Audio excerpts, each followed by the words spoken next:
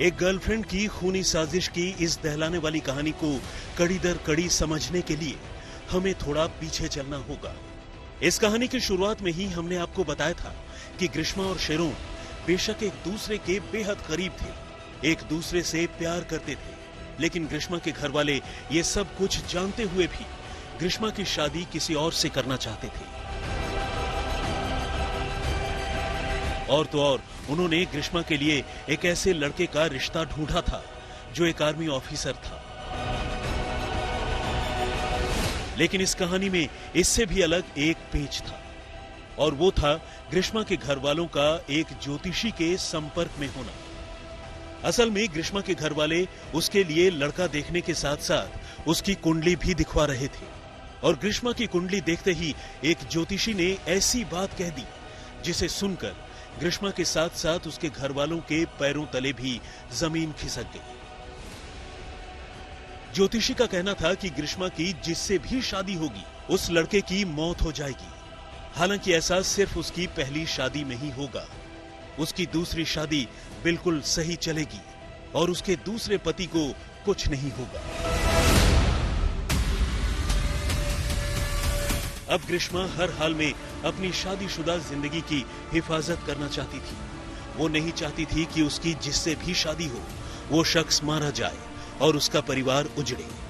ऐसे में उसे अपनी शादी की हिफाजत के लिए एक मोहरे की तलाश थी, और बस इसी मोहरे के तौर पर उसने शेरोन राज को चुन लिया था। उसने शेरोन को अपने प्रेम जाल में फांसने के साथ साथ एक रोज उसके साथ चोरी छुपे शादी की रस्में भी पूरी की, उसे वरमाला भी पहना, यानी किसी को बताए बगैर अपने तौर पर ग्रीष्मा ने शेरोन से शादी कर ली। यानी ज्योतिषी के कहे मुताबिक अब उसका काम पूरा हो चुका था।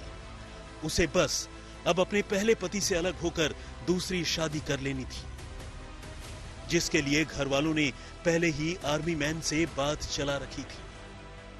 मगर दिक्कत यह थी कि शेरोन इन सारी बातों से अनजान था, और वो ग्रीष्मा को हद से ज्यादा चाहता था।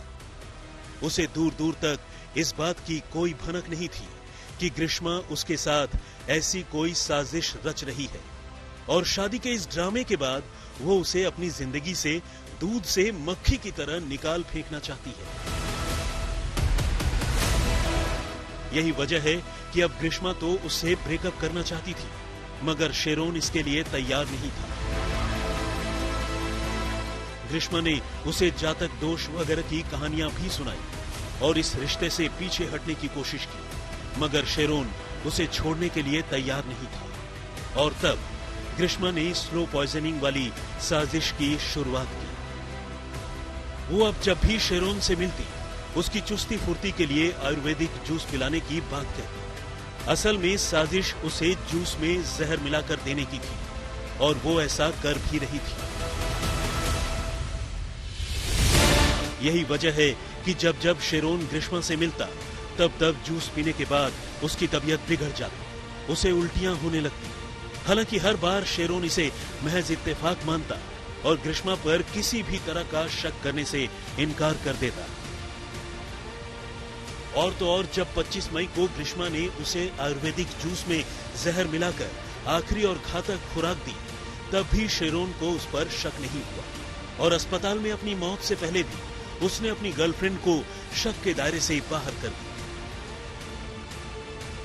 हालांकि जब उसकी मौत के बाद पोस्टमार्टम रिपोर्ट सामने आई तो जहर की बात भी सामने आ गई, और घर वालों ने इसकी शिकायत पुलिस से की। पुलिस ने इस सिलसिले में रिपोर्ट दर्ज करने के बाद पहले ग्रीष्मा से पूछताछ की। ग्रीष्मा ने पहले तो पुलिस को गुमराह करने की कोशिश की, लेकिन जब पुलिस ने पोस्टमार्टम रिपोर्ट समेत दूसरे सबूतों से उसका आमना सामना करवाया तो ग्रीष्मा ने अपना जुर्म कबूल कर लिया, और इसी के साथ पुलिस ने उसे गिरफ्तार कर लिया। लेकिन अभी इस कहानी में एक और ट्विस्ट का आना बाकी था।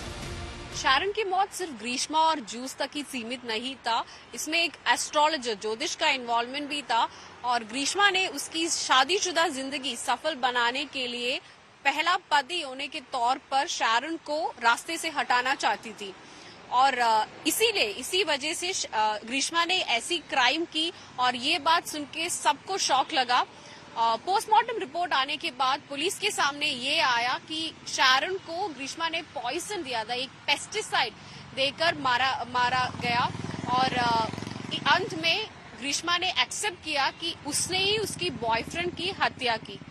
तिरुवनंतपुरम से शिवी मोल के साथ आज तक ब्यूरो।